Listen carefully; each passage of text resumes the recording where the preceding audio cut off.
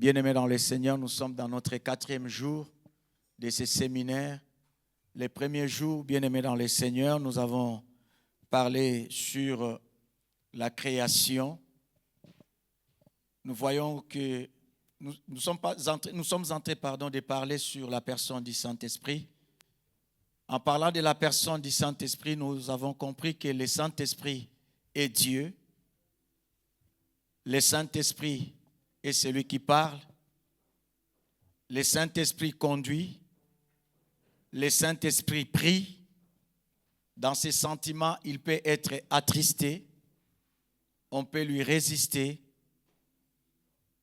Et beaucoup de choses nous avons parlé, je ne peux plus revenir en arrière. Mais nous avons commencé par la création. La Bible nous dit, au commencement, Dieu créa les cieux et la terre. Au moment où il y avait le chaos, au moment où il y avait les ténèbres, la Bible nous dit, l'Esprit de Dieu mouvait sur les eaux. Et bien aimé dans le Seigneur, Dieu a créé les cieux et la terre. Le ciel a été créé par Dieu. La terre aussi a été créée par Dieu. Nous voyons, bien-aimés dans le Seigneur,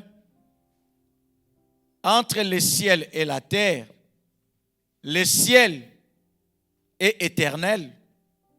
La terre, c'est quelque chose de temporaire. Et bien-aimés dans le Seigneur, bien que Dieu fera un nouveau ciel, une nouvelle terre, mais dans ces deux créations, nous devons comprendre que la terre où nous sommes, c'est un lieu temporaire pour nous en tant qu'enfants de Dieu. Et nous passerons notre éternité auprès de notre Seigneur. Et comme le ciel est éternel, tout enfant de Dieu doit faire l'effort de chercher les choses d'en haut. La Bible nous dit de chercher les choses d'en haut où Christ est assis à la droite du Père. Et bien aimé dans le Seigneur, Dieu a dit, faisons l'homme à notre image et à notre ressemblance. Faisons l'homme à notre image et à notre ressemblance. Il y a une partie qui est physique, il y a une partie qui est spirituelle. De la même manière que l'homme est tripartite, l'homme a l'esprit, l'homme a l'âme, l'homme a le corps. Dans ces trois parties, nous avons une partie qui est visible, c'est le corps, et nous avons deux parties qui sont invisibles, c'est l'âme et l'esprit. De la même manière, si on peut parler de la Trinité, bien sûr, la Trinité, ce n'est pas dans la Bible, ce n'est pas un mot qui est dans la Bible, mais nous comprenons que dans ces trois personnes, il y a Christ qui est visible, le Saint-Esprit et le Père, des êtres invisibles. Dieu dit, faisons l'homme à notre image et à notre ressemblance. Dans cette image, quand Christ est venu, il avait le corps comme toi et moi. Nous comprenons par là que nous sommes créés à l'image de Dieu. Et bien aimés dans le Seigneur, dans l'homme, il n'y a pas ce qu'on appelle évolution. Comme la science, autrefois nous disait, l'homme a commencé comme un singe et l'évolution, jusqu'à prendre la forme que nous avons maintenant. À notre ressemblance, c'est la partie immatérielle. Chaque enfant de Dieu doit ressembler à son Seigneur. C'est pourquoi, bien-aimés dans le Seigneur, nous prêchons la parole de Dieu, nous enseignons la parole de Dieu pour que l'homme devienne une personne parfaite devant le Seigneur avec les aptitudes comme le Seigneur. Lisons Ésaïe chapitre 11, versets 1 à 3.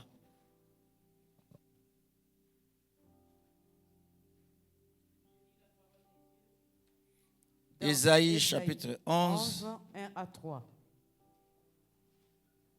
Puis un rameau sortira du tronc d'Isaïe, et un rejeton naîtra de ses racines. L'Esprit de l'Éternel reposera sur lui. Esprit de sagesse et d'intelligence, esprit de conseil et de force, esprit de connaissance et de crainte de l'Éternel. Il respirera la crainte de l'Éternel. Il ne jugera point sur l'apparence, il ne prononcera point sur un oui-dire. Amen. Amen. Merci, nous pouvons nous mettre. Ésaïe est en train de prophétiser sur Christ. Il dit, puis un rameau sortira du tronc d'Isaïe. Bien sûr, Isaïe, c'est le père de David. Mais là, bien aimé dans le Seigneur, on est en train de parler d'une manière spirituelle. Le vrai David, c'est Jésus-Christ. La Bible déclare, l'Esprit de l'Éternel reposera sur lui. L'Esprit de l'Éternel reposera sur lui. C'est-à-dire, le Messie sera revêtu de la accomplir la volonté de Dieu. On nous parle de l'Esprit du Seigneur qui reposera sur Jésus. On nous dit c'est l'Esprit de sagesse. Et bien aimé dans le Seigneur, si parmi les hommes personne ne pouvait avoir la sagesse comme Salomon, mais Jésus c'est lui le vrai Salomon, avec une sagesse inimaginable qu'on ne peut pas comparer avec la sagesse de l'homme. Bien aimé dans le Seigneur, la Bible déclare la sagesse de ce monde, elle est terrestre, elle est diabolique, mais la sagesse de Dieu, elle est pacifique. Bien aimé dans le Seigneur, en tant qu'homme, créé à l'image, à la ressemblance de Dieu, Dieu nous a donné la sagesse. Parce que nous avons reçu l'Esprit de Dieu. Par l'Esprit de Dieu, nous avons la sagesse. L'esprit d'intelligence. Bien-aimé dans le Seigneur, avec le Saint-Esprit, notre intelligence est renouvelée. Un jour, bien-aimé dans le Seigneur, les gens ont posé la question à savoir que c'est Jésus-là, c'est le fils du charpentier. Il n'a pas étudié. C'est le fils du charpentier, il n'a pas étudié. D'où lui vient cette sagesse? D'où lui vient cette intelligence? Quand nous sommes sur les bancs de l'école, pour étudier, c'est pour acquérir l'intelligence. Mais ils se sont posé la question, on ne l'a pas vu sur les bancs de l'école, mais d'où lui vient cette intelligence? Le jour de la Pentecôte, bien-aimé dans le Seigneur, quand le Saint-Esprit était descendu sur les apôtres, la Bible nous dit, ils se sont mis à parler en d'autres langues. Les langues qu'ils parlaient, ce n'étaient pas des langues célestes, c'était les langues terrestres. À tel point, les gens se posaient la question de savoir, ces gens-là n'ont pas étudié. Comment ça se fait? Ils commencent à nous parler dans nos langues, pas seulement la langue française, mais dans les langues maternelles, dans nos langues maternelles. Bien-aimé dans le Seigneur, quand l'Esprit de Dieu vient sur toi, tu es capable à parler en d'autres langues, pas seulement de la langue céleste, mais aussi dans la langue des hommes, la langue que tu ne connais pas, tu es capable de les parler, bien-aimé dans le Seigneur. Un jour, un pasteur, il a toujours prêché avec un interprète. Mais ce jour-là, bien-aimé dans le Seigneur, il n'y avait pas d'interprète. L'interprète était absent. L'homme de Dieu s'est posé la question, mais Seigneur, comment je vais faire? C'est là où nous devons comprendre que le Saint-Esprit de Dieu n'a pas de limite. Il a prié le Seigneur, il a invoqué le Saint-Esprit. Et bien-aimé dans le Seigneur, les gens étaient étonnés. L'homme de Dieu s'est mis devant. Il a commencé à prêcher dans la langue qu'il ne comprenait pas. Et les gens l'entendaient très bien. L'autre fois, quand on va encore l'inviter dans la même église, il va dire non, je n'ai pas besoin d'interprète. Je vais prêcher. Il s'est mis devant. Bien-aimé, les paroles ne sortaient pas. Les paroles ne sortaient pas. Il était perdu. Parce que, bien-aimé, quand on fait les choses sous l'onction de Dieu, sous l'onction du Saint-Esprit, le Saint-Esprit nous rend capables. Mais si nous faisons les choses selon la chair, là nous serons bloqués. Le Saint-Esprit est capable de te donner l'intelligence. Beaucoup d'élèves bien-aimés dans le Seigneur, beaucoup d'étudiants, ils ne savent pas qu'ils ont le Saint-Esprit. Et le Saint-Esprit est capable de vous instruire, de vous donner la compréhension. Là où vous ne comprenez pas, là où vous n'avez pas l'intelligence, le Saint-Esprit est capable de vous l'accorder. Bien-aimés dans le Seigneur, en 2014,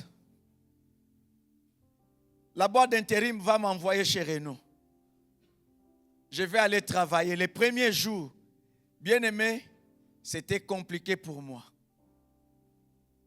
En rentrant à la maison, j'ai dit à ma femme, demain, je n'irai pas au travail.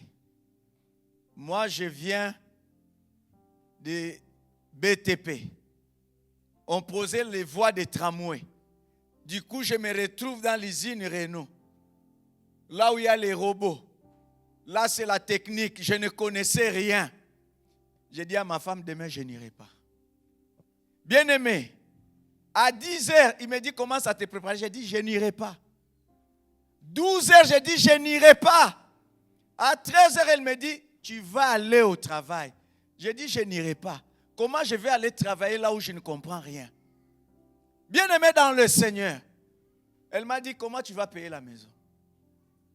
Comment tu vas payer les charges? Et tu dois nous nourrir.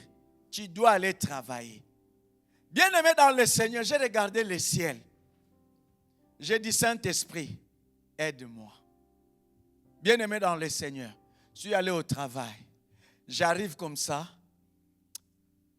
On va me donner une dame qui était prête à aller à la retraite. La dame là va me prendre comme le Saint-Esprit. Elle commence à m'expliquer les choses qui me dépassaient, les choses que je ne pouvais pas comprendre.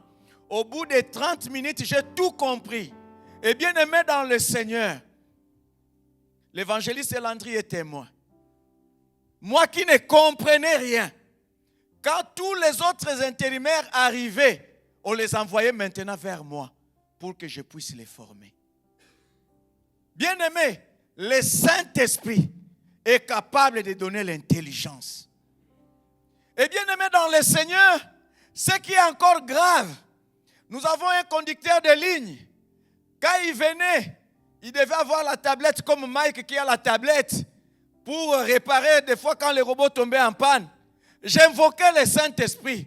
Bien aimé dans le Seigneur, il y a des moments, ils sont en retard. Mais moi, il faut faire des chiffres, bien aimé dans le Seigneur. S'il se met en retard, moi aussi je serai en retard. J'invoquais le Saint-Esprit. Bien aimé, je suis du haut de cette chair. Le Saint-Esprit m'est témoin. Parce qu'on ne peut pas mentir au nom du Saint-Esprit. Bien aimé, j'ouvrais la cabine. J'ai rentré avec le marteau. J'entends la voix du Saint-Esprit qui me dit touche là. Avec le marteau, je fais ça. Je ressors. Je ferme la porte. Je redémarre la machine. Quand le conducteur de ligne arrivait, tout était déjà en fonction. Mais comment il fait? Même mes collègues commençaient à me demander, mais comment tu fais? Et bien aimé dans le Seigneur, à un certain moment, je vous dis, mon Dieu m'est témoin. À un certain moment, comme j'étais de nuit, le conducteur de ligne ne venait plus. J'étais là. J'ai dit, quand c'est comme ça, les marteaux, quand c'est comme ça, touche là, touche là. Et bien aimé dans le Seigneur, ce jour-là, j'ai compris que le Saint-Esprit peut donner de l'intelligence. Si tu manques la sagesse, la Bible déclare, demande à Dieu. C'est l'esprit de sagesse, c'est l'esprit de l'intelligence. Quand tu reçois le Saint-Esprit, tu as la sagesse de Dieu en toi. Tu as l'intelligence de Dieu en toi. Parce que tu as été créé à la ressemblance de Dieu.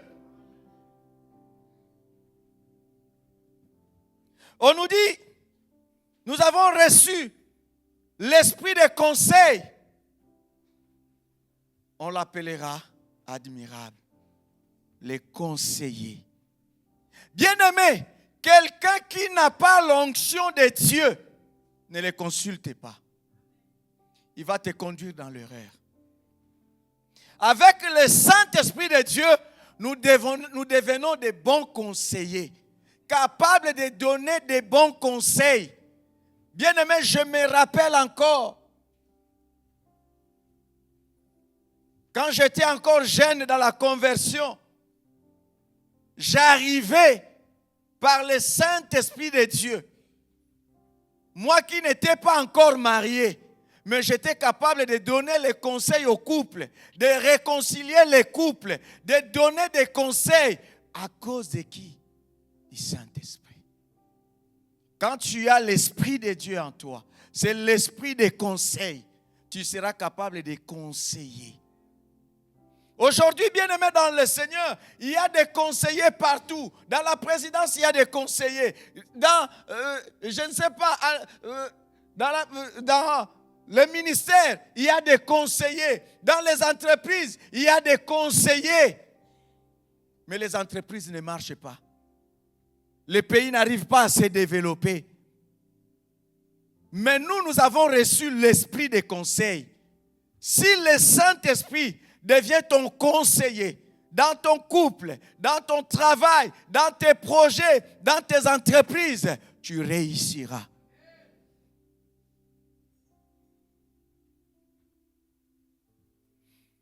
L'esprit de connaissance, l'esprit de la crainte de l'Éternel. Personne ne peut craindre Dieu avec ses propres efforts. C'est le Saint-Esprit qui vient nous donner cette crainte. Quand nous péchons, le Saint-Esprit, il vient nous dire, là, tu as péché.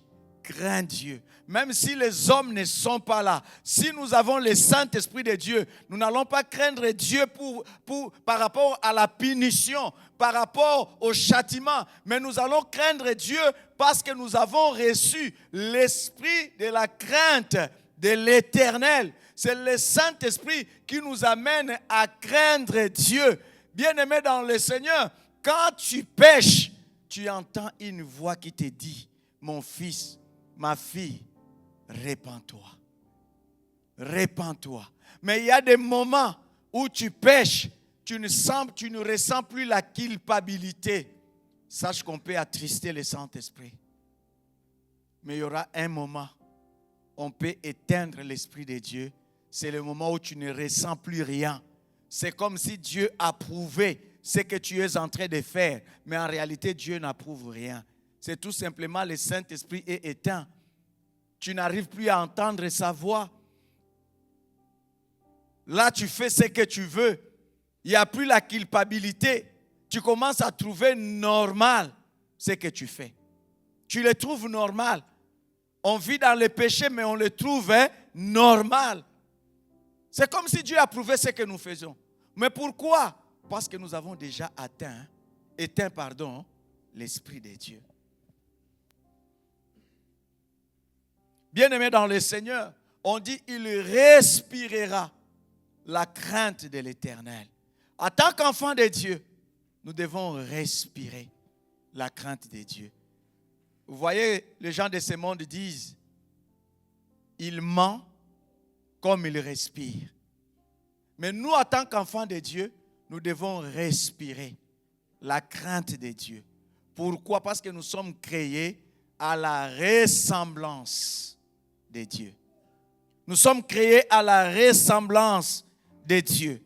Et bien aimés dans le Seigneur, le Saint-Esprit, il nous aide dans nos faiblesses. Il nous aide dans nos prières. Des fois, de nous-mêmes, nous ne savons quoi demander à Dieu. Mais le Saint-Esprit, il vient nous aider. Il intercède en nous par des soupirs inexprimables. Bien-aimés dans le Seigneur, en tant qu'enfant de Dieu, tu dois faire confiance à l'Esprit de Dieu.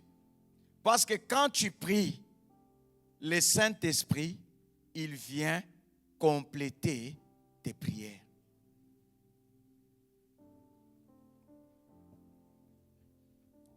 Nous ouvrons nos Bibles, bien-aimés dans le Seigneur, dans Psaume, chapitre 1. Pardon. Psaume, chapitre 23, verset 5. Psaume 23, 5. Tu dresses devant moi une table en face de mes adversaires. Tu enduis ma tête et ma coupe déborde. Amen. Amen. Bien-aimés dans le Seigneur, la Bible est en train de nous dire sur David. C'est David qui dit à Dieu, tu dresses devant moi une table en face de mes adversaires, tu ondules ma tête et ma coupe déborde.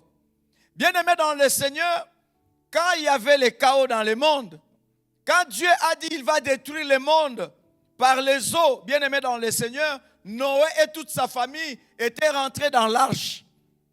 Et bien-aimés, et c'est Dieu qui a fermé l'arche. Il a gardé la clé.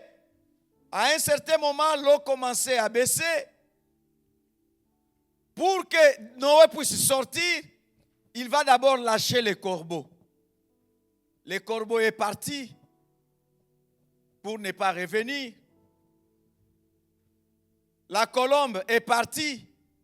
Il est revenu sans rien pour montrer que non, l'eau n'était pas encore baissée. Il va lâcher pour la deuxième fois, la colombe est partie. La colombe est revenue avec une feuille d'olivier. En revenant avec la feuille d'olivier, et nous savons que l'olivier sert à fabriquer l'huile. Et bien aimé dans le Seigneur, l'huile est très importante dans la vie de chaque chrétien. Nous avons besoin de l'huile. Même pour le moteur pour bien rouler, pour bien circuler, a besoin de l'huile. Et bien aimé dans le Seigneur, dans nos portes, nous avons besoin de l'huile. Quand il n'y a plus l'huile, il y aura grippage. La porte va commencer à faire des bruits. Et pour qu'il n'y ait pas de bruit, bien aimé dans le Seigneur, nous avons besoin de l'huile. Quelqu'un qui a l'onction du Saint-Esprit ne crie pas, mais il laisse le Saint-Esprit faire à sa place. Et bien aimé dans le Seigneur, le corbeau est parti. Là où il est parti, il a trouvé sa part dans le monde. Mais la colombe est partie. Elle n'a pas trouvé où poser ses pieds sur la terre. Bien aimé dans le Seigneur, nous en tant qu'enfants de Dieu, nous ne sommes pas des corbeaux, mais nous sommes la colombe. Et la Bible nous dit, soyez prudents comme la colombe. Le corbeau a trouvé sa part dans le monde. Nous sommes enfants de Dieu. La Bible déclare, n'aimez pas le monde, ni les choses qui se trouvent dans le monde. Le corbeau est parti pour ne pas revenir parce qu'il a trouvé sa part dans le monde. Tu ne peux pas dire que tu es enfant de Dieu et trouver ta part dans le monde. Jésus a dit, vous êtes dans le monde, mais vous n'êtes pas de ce monde. En tant qu'enfants de Dieu, nous ne devons pas nous laisser contrôler par le système de ce monde. La colombe a ramené l'olivier, symbole de paix, symbole de victoire, pour montrer que c'est la fin de la persécution. C'est le temps de vivre la grâce de Dieu. En tant qu'enfants de Dieu, nous sommes l'image de la colombe. Nous sommes là pour proclamer la paix. Dieu nous a oint pour proclamer la paix.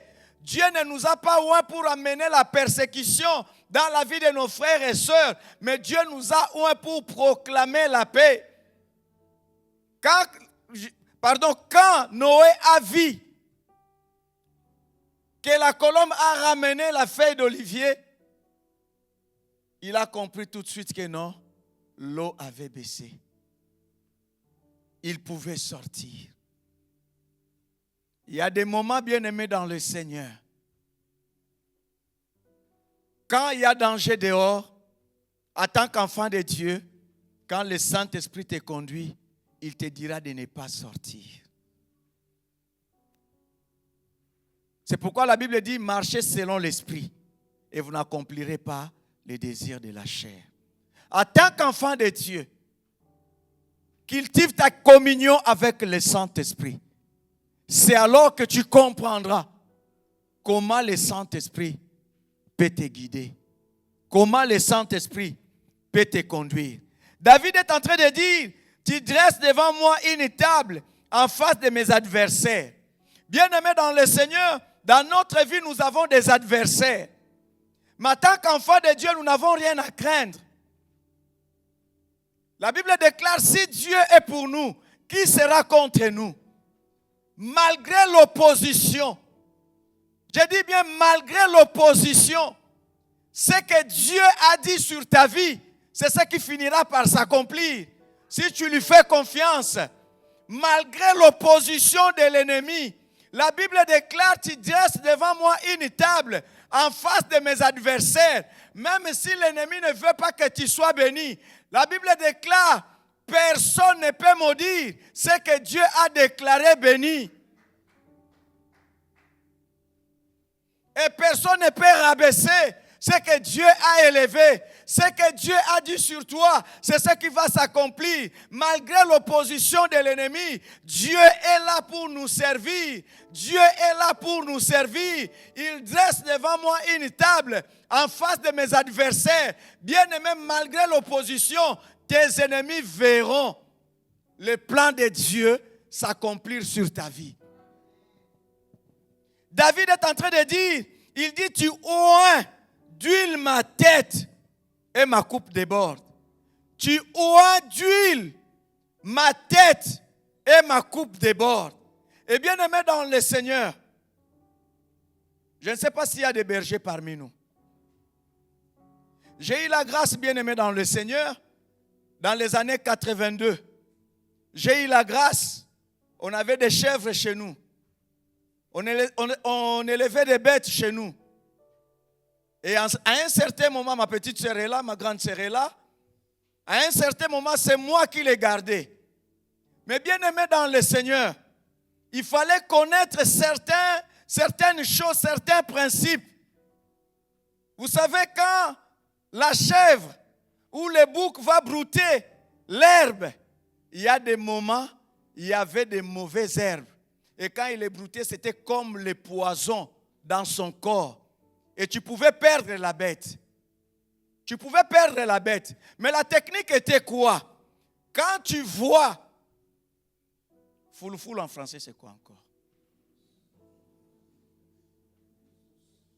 Vous voyez, quand la bête a mangé un poison, l'herbe empoisonnée, il y a la mouche qui commence à sortir de sa bouche, de ses narines. Et bien aimé dans le Seigneur, il fallait avoir le couteau à côté. Il faut être rapide pour lui couper les bouts des oreilles. Dès que tu coupes les bouts des oreilles, il commence à bien respirer. Il commence à bien respirer. Il revient à la vie. Et bien aimé, si tu ne connais pas ça, tu vas perdre la bête. Et David est en train de dire, tu oins d'huile ma tête et ma coupe déborde. Vous savez, il y a des petites bêtes, des fois, qui se posent sur les narines des animaux. Sur les narines des bêtes. Et comme la bête, excusez-moi, comme la bête est bête, il n'a pas la main comme toi pour enlever quelque chose dans ses narines. Qu'est-ce que la bête fait? Il va commencer à se cogner la tête sur un arbre. Parce que ça gratte à l'intérieur. Et il ne peut pas mettre les doigts pour se gratter. C'est impossible. Et pour lui, pour se soulager, pour soulager sa douleur, qu'est-ce qu'il fait? Il va se cogner la tête, soit contre un arbre, soit contre un mur. Quelque temps après, la bête va mourir. Mais David est en train de dire à son Dieu, tu ondules ma tête. Pourquoi Dieu ondule sa tête? Lui, en tant que brebis du Seigneur, c'est-à-dire, quand il y a des bêtes sur les narines de l'animal, on mettait l'huile. Quand la bête va venir pour entrer dans les narines, il va trouver l'huile. Et l'huile va l'empêcher de rentrer dans les narines. Regardez dans certaines maisons, dans beaucoup de maisons, parce que dans des maisons, il y a souvent des mouches. Qu'est-ce que les gens font? Juste un petit, on appelle ça scotch. Juste un petit scotch. On met sur le mur. Quand les mouches viendront, ils vont se coller sur les scotch. Ils vont rester scotchés là-bas toute la vie. C'est pourquoi Dieu, il va oindre la tête de David en face des attaques de l'ennemi. Les petites bêtes qui peuvent amener la bête à la mort, quand ils vont rencontrer l'huile, au lieu que la bête meure, c'est les petites bêtes qui vont mourir. Pourquoi? Parce que l'huile protège. J'aimerais te dire, l'onction protège. L'onction de Dieu te sécurise. L'onction de Dieu te protège face aux attaques de l'ennemi. L'onction de Dieu te protège. C'est pourquoi la Bible nous dit, qu'en tout temps que vos vêtements soient blancs et que l'huile ne manque pas sur vos têtes. Tout enfant de Dieu doit chercher l'onction. Et c'est le Saint-Esprit de Dieu qui nous donne l'onction. C'est pourquoi David pouvait dire, en face de mes adversaires, je ne crains rien. Malgré leurs oppositions, malgré leurs attaques, Dieu est là pour me servir. Dieu a oint ma tête. Je suis protégé. Je suis en sécurité. Je ne crains pas les plans de l'ennemi. Bien-aimé, ce qui se prépare dans le secret, je ne le sais pas. Mais comme j'ai le Saint-Esprit de Dieu en moi, le Saint-Esprit avec son onction, il me protège. Bien-aimé dans le Seigneur, des fois je ne sais quoi faire. Des fois tu ne sais quoi faire. La Bible déclare quand l'ennemi viendra comme un fleuve, l'Esprit du Seigneur le mettra en fuite. Le Saint-Esprit en toi, tu ne sais pas combien de combats tu as gagnés parce que le Saint-Esprit de Dieu vit en toi. Quand le monde était dans le chaos, la Bible nous dit l'Esprit du Seigneur mouvait sur les eaux. Il était là en train de contrôler, en train de surveiller pour mener toute œuvre de Dieu à la perfection.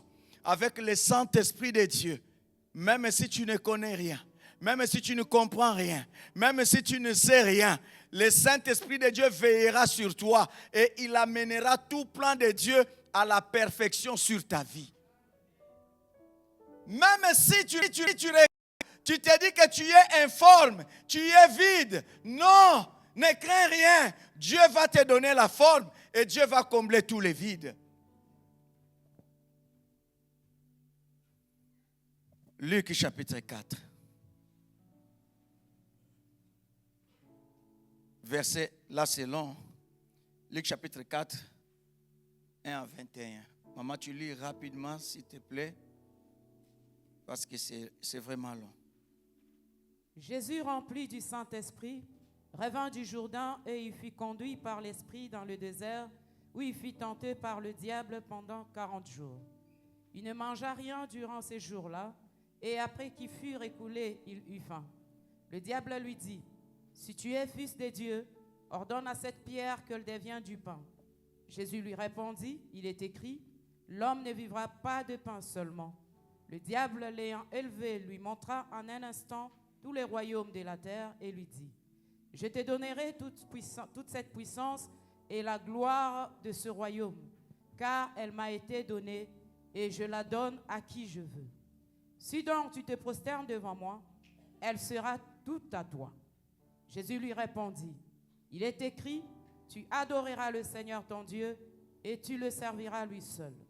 Le diable les conduisit encore à Jérusalem, le plaça sur les hauts du temple et lui dit, si tu es fils de Dieu, jette-toi d'ici en bas, car il est écrit, il donnera des ordres à ses anges à ton sujet, afin qu'ils te gardent, et ils te porteront sur le main, de peur que ton pied ne heurte contre une pierre. Jésus lui répondit, il est dit, tu ne tenteras point le Seigneur ton Dieu. Après l'avoir tenté de toutes ses manières, le diable s'éloigna de lui jusqu'à un moment favorable. Jésus, revêtu de la puissance de l'Esprit, retourna en Galilée et sa renommée se répandit dans tout le pays d'alentour. Il enseignait dans les synagogues et il était glorifié par tous. Il se rendit à Nazareth où il avait élevé et selon été élevé et selon sa coutume, il entra dans la synagogue les jours du sabbat. Il se leva pour faire la lecture et on lui remit le livre du prophète Ésaïe. L'ayant déroulé, il trouva l'endroit où il était écrit « L'Esprit du Seigneur est sur moi, parce qu'il m'a oint pour annoncer une bonne nouvelle aux pauvres. Il m'a envoyé pour guérir ceux qui ont le cœur brisé, pour proclamer aux captifs la délivrance et aux aveugles le recouvrement de la vue, pour envoyer libres les opprimés, pour publier une année de grâce du Seigneur. » Ensuite, il roula le livre, le remit au serviteur et s'assit. Tous ceux qui se trouvaient dans la synagogue avaient le regard fixé sur lui. Alors il commença à leur dire, « Aujourd'hui, cette parole de l'Écriture que vous venez d'entendre est accomplie. » Amen. Amen. Gloire à Jésus. Bien-aimés dans le Seigneur, la Bible nous dit, Jésus, rempli du Saint-Esprit, revint du Jourdain et il fut conduit par l'Esprit dans le désert. Bien-aimé dans le Seigneur, Jésus rempli du Saint-Esprit. Bien-aimé, normalement quand on est rempli du Saint-Esprit, pourquoi on va aller encore au désert? Pourquoi on va aller encore traverser le désert? Bien-aimé, tu peux être rempli du Saint-Esprit. Il y en a qui disent, la présence de Dieu, c'est l'absence du diable. Il y en a qui disent, quand je tiens le micro, le diable a mal à la tête. Quand je prêche, le diable fuit. Bien-aimé, Jésus a jeûné pendant 40 jours, 40 nuits. La première personne que Jésus a rencontrée, ce n'était pas les anges. Ce n'était pas les disciples. Mais la première personne que Jésus a rencontrée, c'était Satan. C'était le diable qu'il a rencontré.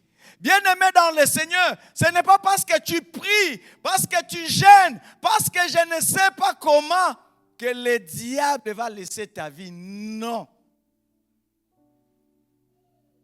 Il sort du lieu de baptême. Il sort du lieu de baptême, conduit par le Saint-Esprit dans le lieu désert pour jeûner pendant 40 jours et 40 nuits. Bien-aimé, Jésus va être conduit dans le désert par le Saint-Esprit de Dieu. Mais comment je peux être conduit par le Saint-Esprit de Dieu et rencontrer les épreuves, et rencontrer les tentations? Est-ce que le Saint-Esprit est faible? Est-ce que le Saint-Esprit n'est pas capable? Bien-aimé, tu peux rencontrer des épreuves, mais celui qui est en toi est plus grand que celui qui est dans le monde. Pourquoi l'Esprit, pourquoi le Saint-Esprit va amener Jésus dans le désert? Lisons Psaume. Psaume, chapitre 106, versets 13 à 15.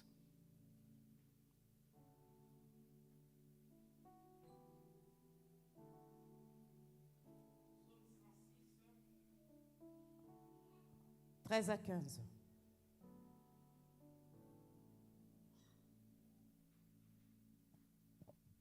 Il est écrit, mais ils oublièrent bientôt ses œuvres, ils n'attendirent pas l'exécution de ses desseins. Ils furent saisis de convoitises dans le désert et ils tentèrent Dieu dans la solitude. Il leur accorda ce qu'ils demandaient, puis il envoya le dépérissement dans leur corps.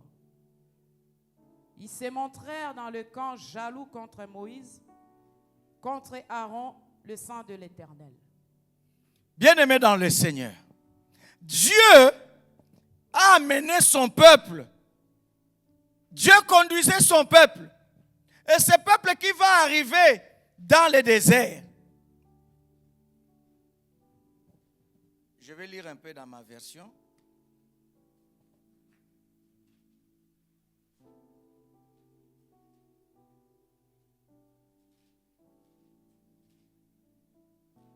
Excusez-moi.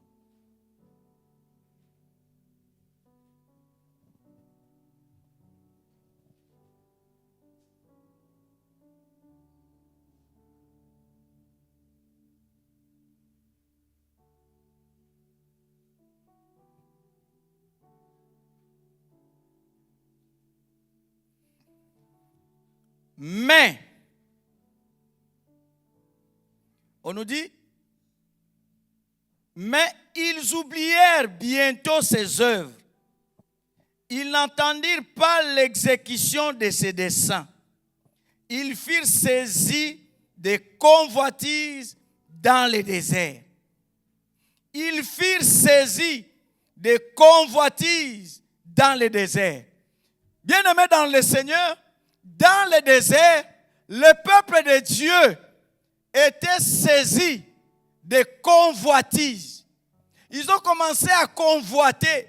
Dans le désert, le peuple de Dieu commençait à dire, Moïse, nous étions bien en Égypte. Nous étions bien en Égypte. On mangeait les concombres, on mangeait ceci, on mangeait cela. Il y avait des viandes là-bas. Nous sommes fatigués de cette nourriture misérable que tu nous donnes chaque jour. En Égypte, on était bien. Dans le désert, ce peuple commençait à murmurer contre Moïse. Ce peuple s'est lamenté contre Dieu. Ils commençaient à regretter leur vie de l'Égypte. Bien-aimés dans le Seigneur, combien de chrétiens aujourd'hui regrettent leur vie passée avant de recevoir Christ dans leur vie? Est-ce que tu regrettes encore ta vie passée? Même si tu ne la regrettes pas, même si tu pries le Seigneur, mais il t'arrive des fois de dire, écoutez un enfant de Dieu capable de dire, en ce moment je suis capable de mettre la Bible de côté. Je suis capable de mettre Jésus de côté pour qu'on soit maintenant face à face entre toi et moi. L'ancienne nature, la personne est en train de la regretter. Est-ce qu'il t'arrive de regretter ta vie passée? Est-ce qu'il t'arrive de regretter ta vie passée avant de recevoir Christ? Il y en a qui voient la vie chrétienne comme une vie de corvée.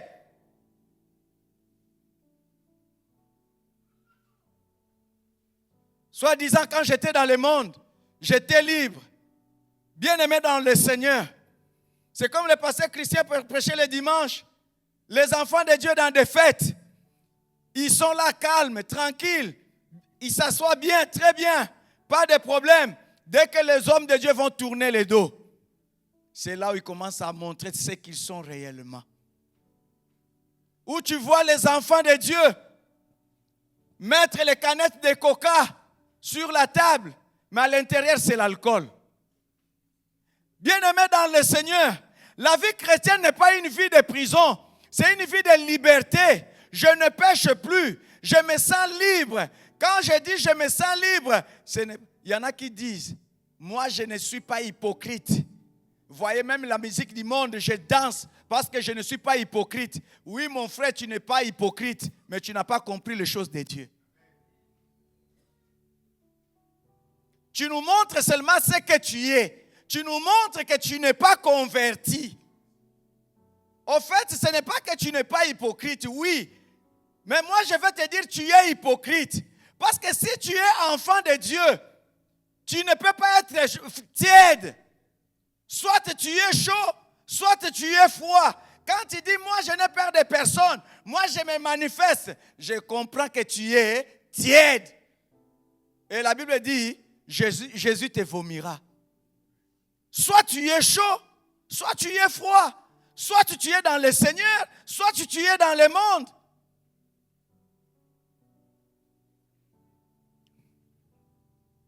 Bien-aimé dans le Seigneur, tu ne peux pas manifester la nature du corbeau et manifester en même temps la nature des colombes. Soit tu tuerais ces corbeaux, soit tu tuerais ces colombes.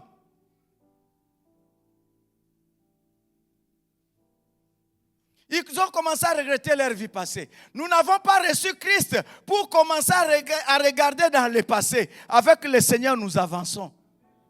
Qu'est-ce que tu as laissé dans le monde? Sinon, tu seras comme la femme de Lot. Dans le désert, ils ont échoué.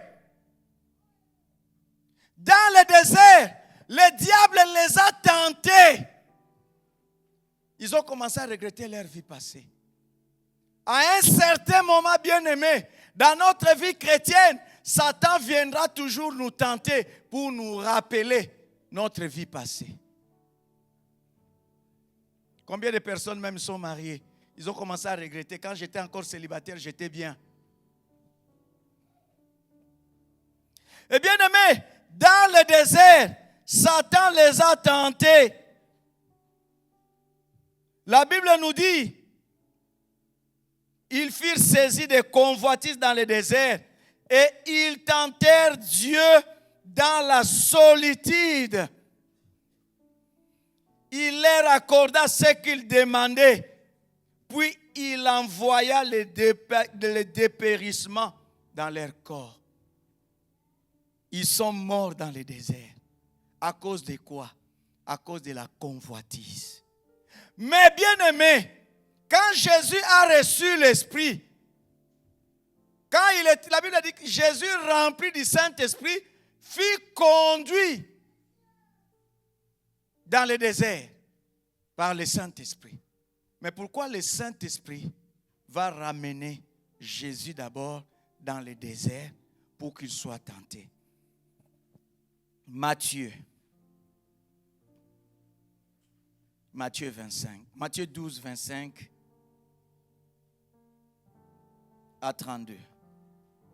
Rapidement, maman.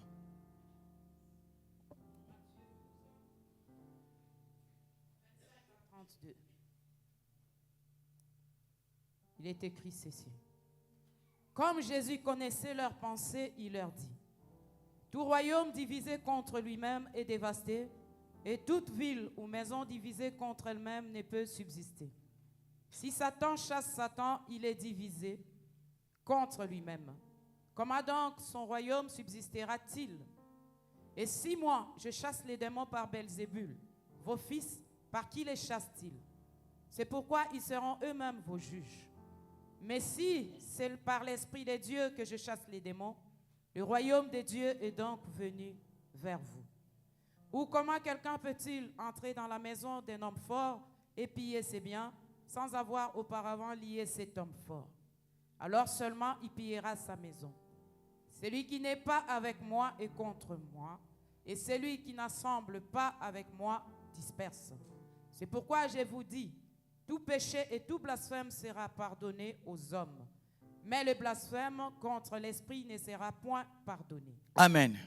Amen. Bien-aimés dans le Seigneur, Jésus est en train de nous dire quelque chose de très capital au verset 29. Ou comment quelqu'un peut-il entrer dans la maison d'un homme fort et piller ses biens sans avoir auparavant lié cet homme fort? Alors seulement il pillera sa maison. Bien-aimé dans le Seigneur, là c'est Jésus qui est en train de dire, tu ne peux pas rentrer dans la maison de l'homme fort, piller ses biens, si tu n'as pas lié cet homme fort. Contrairement, si cet homme fort arrive à te vaincre, tu ne sortiras pas de cette maison. C'est pourquoi, bien-aimé, l'Esprit, le Saint-Esprit a amené Jésus dans le désert pour qu'il soit tenté. Là où les enfants d'Israël ont manifesté de la convoitise, Jésus va aller là-bas. La même personne qui a tenté les enfants d'Israël est venue à la personne de Satan. Il va tenter Jésus à 3 reprises, 3 sortes de tentations. Bien-aimé, la première tentation touchait la chair. Si réellement tu es fils de Dieu, faute de temps, je vais aller vite. Si réellement tu es fils de Dieu, ordonne à ces pierres de devenir le pain afin que tu manges. Parce que tu as faim. Les besoins. Les besoins. La satisfaction de la chair. Les enfants d'Israël commençaient à regretter les concombres. Ce ne sont que des ingrédients. Les ingrédients, ils ont commencé à regretter ça. Des choses passagères pour satisfaire les besoins du corps. Bien-aimé, de la même manière, ton corps a des besoins. De la même manière, ton âme a des besoins. Le diable va l'emmener dans les besoins charnels. Mais Jésus va lui dire, ce qui est important, ce n'est pas la chair, c'est d'abord mon âme. Et la Bible déclare, que servirait-il à l'homme de gagner tout ce monde s'il perdait son âme? Combien parmi nous, en tant qu'enfants de Dieu, nous sommes capables de perdre nos âmes à cause des biens de ce monde, pour satisfaire la chair, pour acheter une maison, pour acheter une voiture, pour avoir des habits, pour avoir des parfums, pour avoir telle chose, pour avoir telle chose. Je suis capable de sacrifier mon âme. Convoitise de la chair. Bien-aimés, juste au niveau de la chair, les enfants d'Israël ont succombé. Ah, on mangeait les concombres, on mangeait la viande là-bas. Eh, bien-aimé, moi je me suis toujours posé la question, frère Merveille. En Égypte, ils étaient bien. Ils mangeaient la viande. Quelle viande? Un esclave mangeait la viande. Ils étaient bien. Mais si vous étiez bien, pourquoi vous criez à l'Éternel? Si vous étiez bien. Bien-aimé dans le Seigneur. Jésus dans le désert, la même tentation qui va toucher d'abord la chair. Bien-aimé, la deuxième tentation, il touche à l'âme. Le diable l'ayant élevé, lui montra en un instant les royaumes de la terre. Et lui dit, je te donnerai toute cette puissance et la gloire de ces royaumes, car elle m'a été donnée. Je la donne à qui je veux. Si donc tu te prosternes devant moi, elle sera tout à toi. Bien-aimé dans le Seigneur, la soif de puissance et de possession. Je te donnerai la gloire de toute la terre. La soif de puissance et de possession. La soif de puissance et de possession. Nous aimerions qu'on parle de nous. Nous aimerions posséder les choses. Bien-aimés, combien de personnes ont égaré leur vie à cause de l'onction? Combien de fois l'onction a égaré des vies? Combien de fois l'onction a égaré des vies? Combien de fois? Combien de fois? Quand on a l'onction, je ne peux plus transporter mon sac moi-même. Il faut quelqu'un pour transporter mon sac. Maman Esther, tu peux m'appeler à tout moment. Tu vas m'avoir. Mais l'onction peut me détourner. Tu appelles comme ça, répondeur. Il y a les numéros privés que je prends. Il y en a d'autres que je ne prends pas. Tu viens à la maison, le pasteur n'est pas là. Ce n'est pas le jour de te recevoir. Aujourd'hui, tu appelles les pasteurs comme tu veux, quand tu veux. Tu peux les voir quand tu veux. Même à la fin du culte, tu peux me bloquer. Mais l'onction de foi nous égare. Il y a maintenant les protocoles. Il y a maintenant les protocoles. Tu ne peux plus toucher les pasteurs. Tu ne peux plus voir les pasteurs. tu ne peux plus l'appeler. Il y a maintenant le secrétariat. L'onction peut égarer beaucoup de personnes. Parce que moi, Dieu commence à m'élever dans la musique. Ah, Papa Serge, je ne sais pas toi, je donne juste l'exemple. Tu cherches Papa Serge, non, je n'ai plus le niveau de Péniel. Moi maintenant, c'est Arena.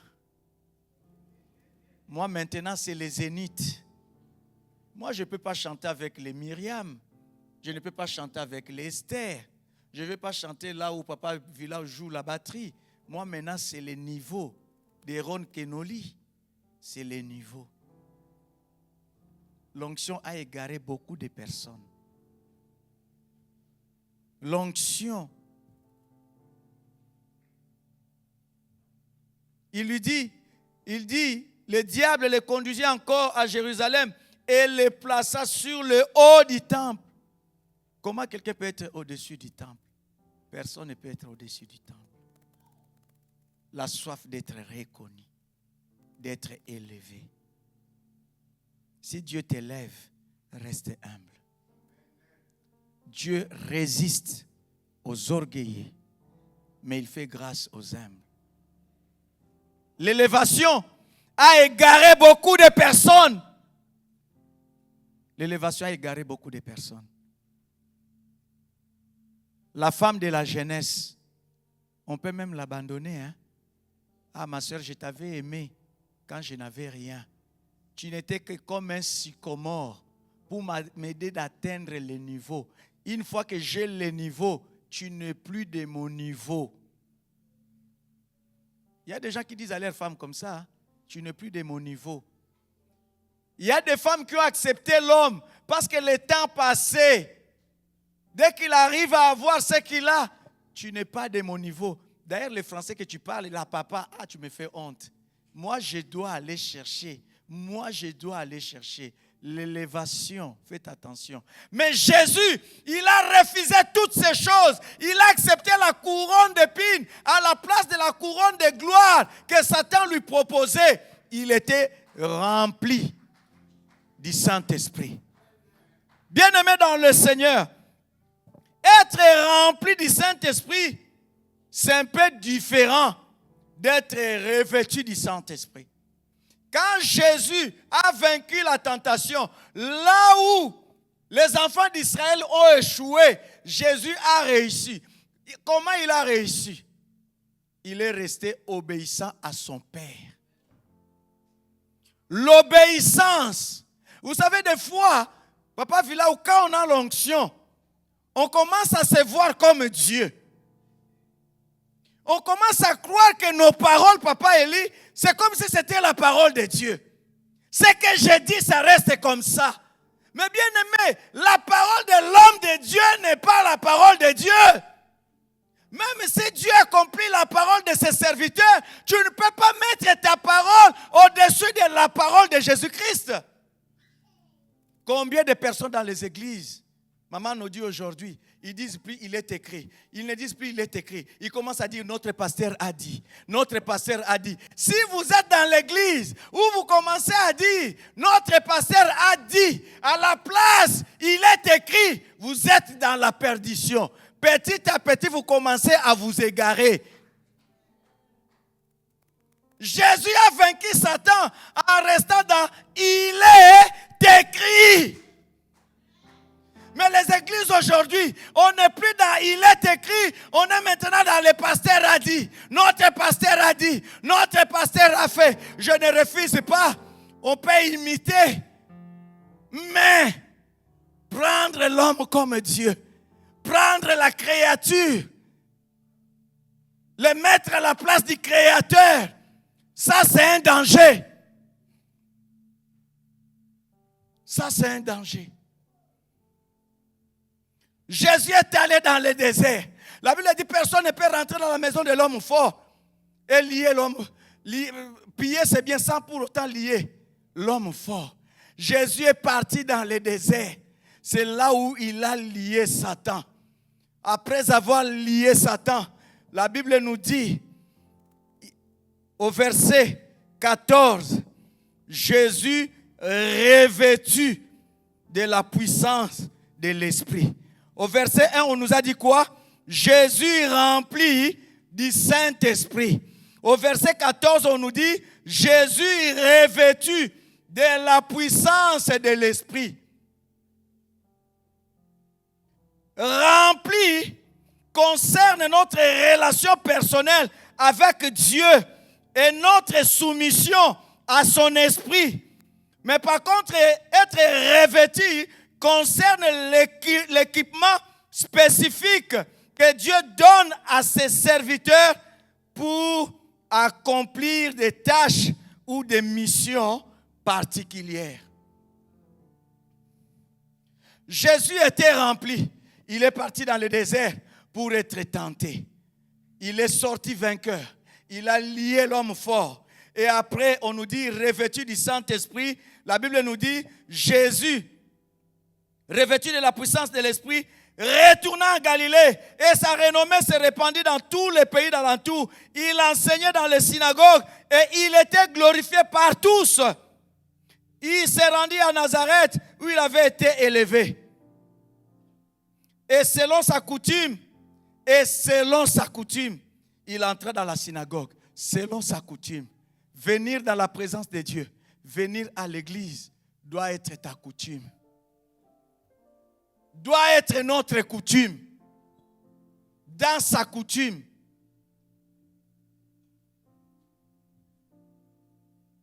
C'était le jour de sabbat. Il se leva pour faire la lecture et on lui remit les livres des prophètes Ésaïe.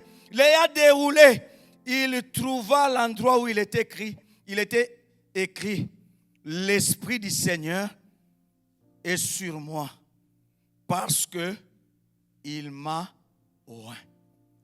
L'Esprit de Dieu était sur Jésus et il a fait quoi? Il a oint Jésus. Jésus revêtu de la puissance, maintenant il doit rentrer en mission. Quelle était cette mission? Annoncer la bonne nouvelle aux pauvres. Il m'a envoyé guérir ceux qui ont le cœur brisé, proclamer aux captifs la délivrance et aux aveugles le recouvrement de la vie, pour renvoyer libres les opprimés, pour publier une année de grâce du Seigneur.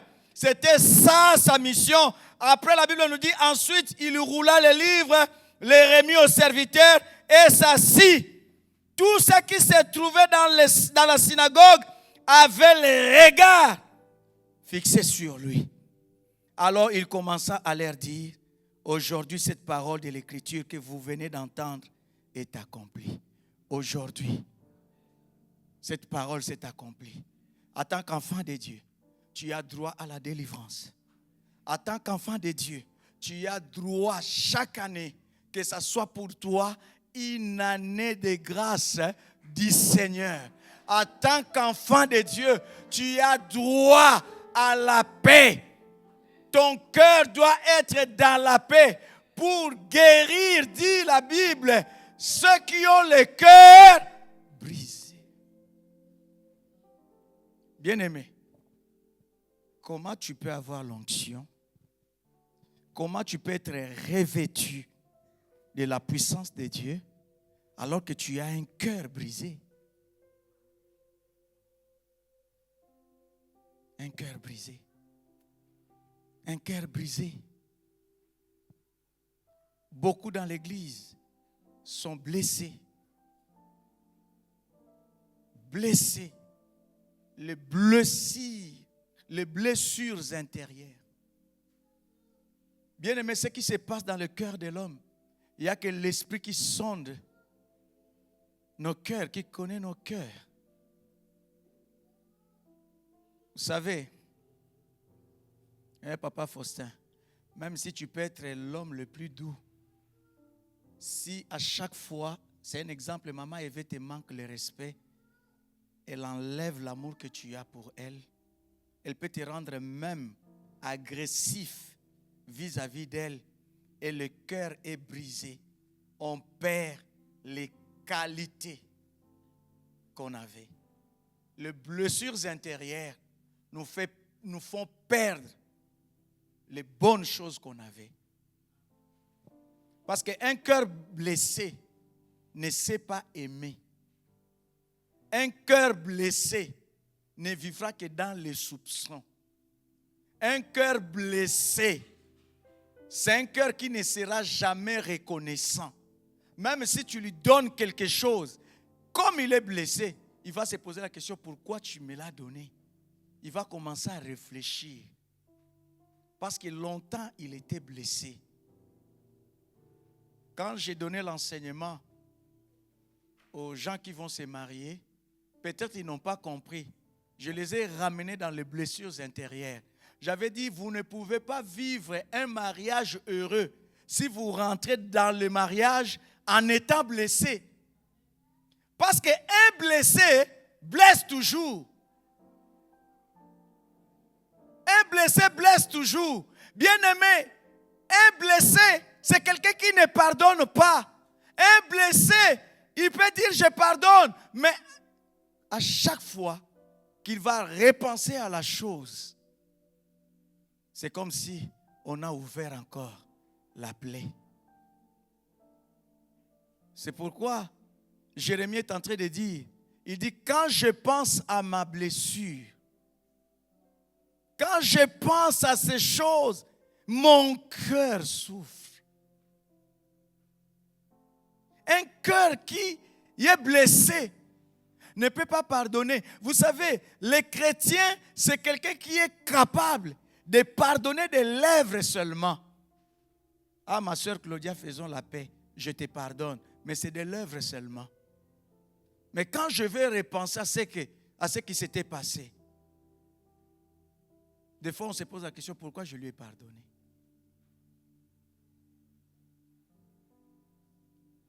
Quelqu'un qui est blessé ne saura pas aimer. Bien-aimé dans le Seigneur, on était avec un frère, un jour comme ça, bien-aimé dans le Seigneur, pendant qu'on faisait la cueillette des pommes, le frère a sorti une phrase de sa bouche. Il dit, ah Seigneur, aujourd'hui tu m'as béni. Si mon père était vivant, je ne sais pas comment j'allais l'habiller. Je ne sais pas quelle voiture j'allais lui acheter. Malheureusement, il est parti. Il y avait une maman à côté. Il lui a dit, frère, mais tu as encore ta maman. Elle dit, non, pas elle. Pas elle. Mais qu'est-ce qu'elle t'a fait? Non, le jour où je voulais me marier, ma mère était contre ma femme. Ma mère était contre mon mariage. Combien de temps passé? Combien de temps passé? 7 ans. La maman lui dit, frère, depuis tout ce temps-là, jusqu'à aujourd'hui, bon, raconte-nous un peu l'histoire. Comment? La maman là était sage. Hein? Raconte-nous un peu l'histoire. Comment tu es venu en Europe? Non, moi, pour venir en Europe, ma mère a vendu la parcelle. Ah. Ta maman a vendu la parcelle pour que toi, tu viennes en Europe. Mais tu es incapable de lui envoyer même 100 €. Elle dit non. Pourquoi? Parce que ma mère était contre ma femme. Mais ça, tu ne peux pas l'oublier. Aujourd'hui, tu as épousé ta femme. Oh oui. Et quelle est ta relation avec ta maman? On a arrangé. Mais en vérité, on n'a pas arrangé. Un blessé ne sera jamais satisfait. Un blessé ne sera jamais reconnaissant. Même si la Bible dit soyons reconnaissants. Mais la maman a vendu la parcelle pour que lui vienne en Europe. La maman qui était propriétaire était devenue locataire. Tu n'as pas pensé que ma mère est devenue locataire à cause de moi. C'est pourquoi j'ai dit un cœur blessé ne sait pas aimer, ne sait pas donner, ne sera jamais reconnaissant.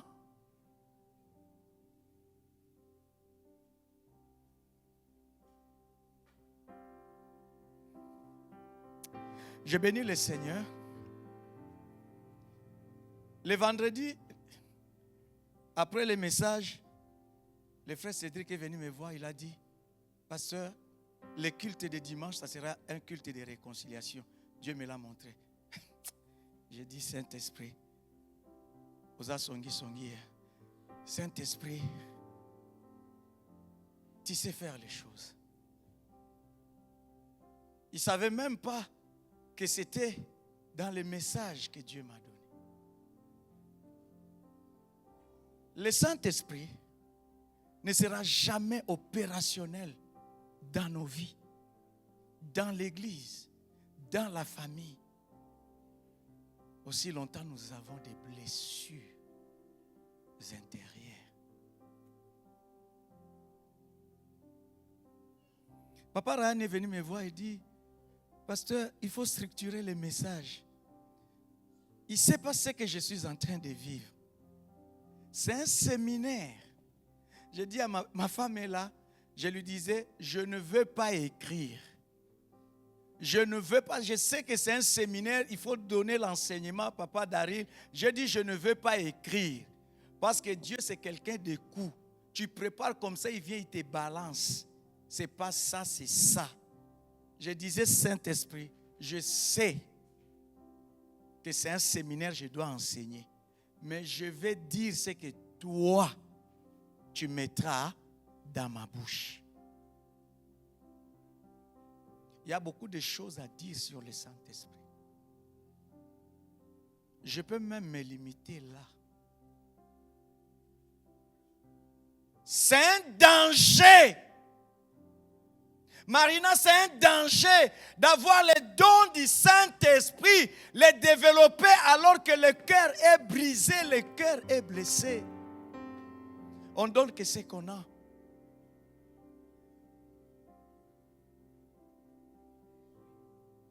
Apôtre Paul dit, quand bien même je donnerai mon corps à être brûlé, quand bien même je prendrai tous mes biens, les donner aux pauvres, si je n'ai pas l'amour, cela ne me sert à rien.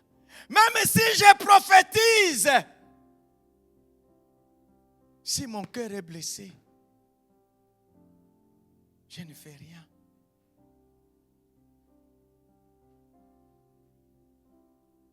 Un cœur guéri, c'est un bon remède. Commencez à faire l'effort à guérir vos cœurs. L'Esprit était sur Jésus pour qu'il aille guérir ceux qui avaient le cœur brisé. Le début de toute chose, c'est le cœur. Il a dit annoncer une bonne nouvelle aux pauvres, guérir ceux qui ont le cœur brisé. C'est-à-dire quand tu écoutes la bonne nouvelle, ton cœur doit être guéri. Mais comment nous écoutons la parole, nos cœurs ne sont pas guéris.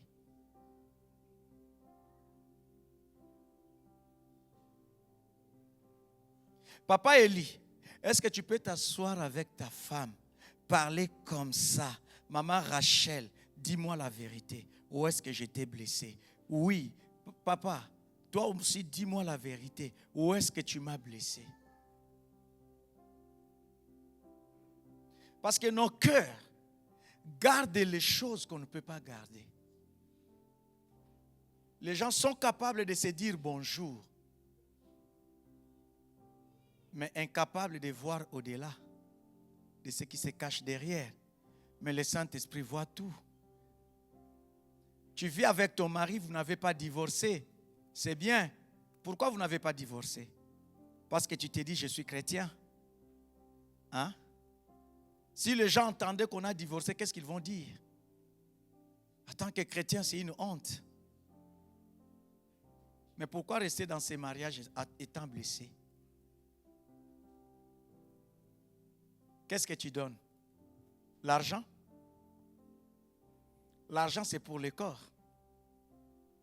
Les habits, c'est pour le corps. Bijoux en or, c'est pour le corps. Qu'est-ce que tu donnes encore? Les pains? Qu'est-ce que tu donnes encore? Préparer la nourriture pour les enfants? C'est pour le corps. Mais l'âme n'est pas soignée. L'âme n'est pas guérie. L'âme n'est pas soignée. L'âme n'est pas guérie. Tu attendais que je te dise quoi? Comment le Saint-Esprit opère dans les miracles?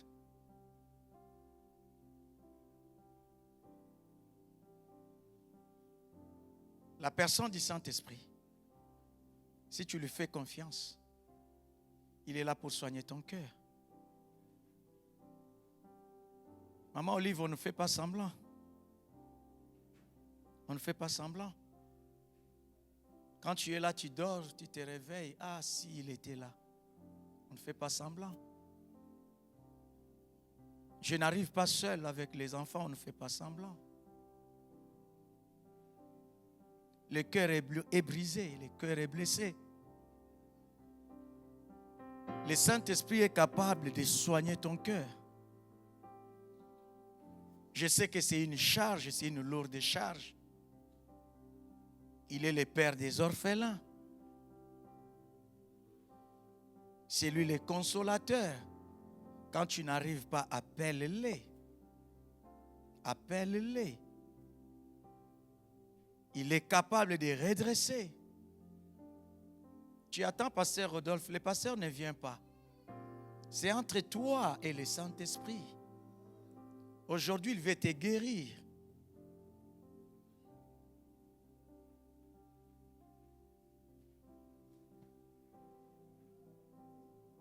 Que le cœur soit guéri.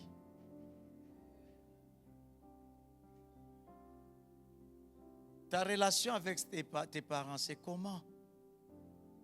Les choses qui se sont passées quand tu avais 6 ans. Aujourd'hui, tu as 25 ans, tu retournes dans les mêmes choses. C'est quel Dieu tu pries? Tu pries un vrai Dieu, mais seulement tu ne lui laisses pas la place d'agir, de mettre l'huile sur ton cœur.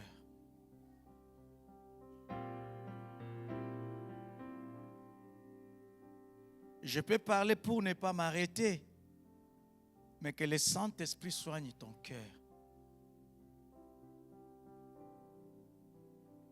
Qu'il soigne nos cœurs. Qu'il soigne nos cœurs. C'est comme un homme qui disait à sa femme, si je te touche encore, c'est que je ne suis pas un homme. Que Dieu soigne ton cœur.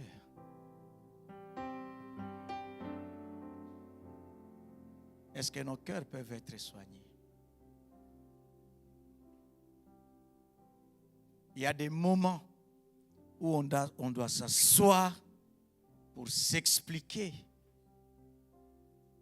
J'aime parler de moi. Parce que si je parle de toi, tu vas dire, ah, un jour comme ça, dans la chambre, on s'assoit avec ma femme. Elle me dit, ce que j'ai contre toi, tu étais parti à Kinshasa. Tu n'as jamais allé visiter la tombe où on a enterré ma mère. Ça m'a fait mal au cœur. J'ai entendu ça après des années. Vous voyez, même dans nos couples, on a des problèmes. Hein? Mais si on ne dit pas comment ton cœur sera guéri, comment ton cœur sera soigné, tu vis avec la personne, tu lui as jamais dit des choses, tu gardes.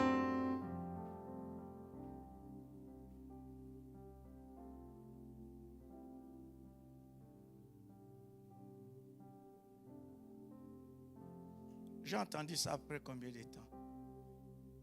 Maman Pamela, j'étais parti à Kinshasa à quelle année? 2023. 2022. Mais j'ai entendu ça 3 ans après. 3 ans après. 3 ans après. Et toi, tu as gardé des choses combien de temps?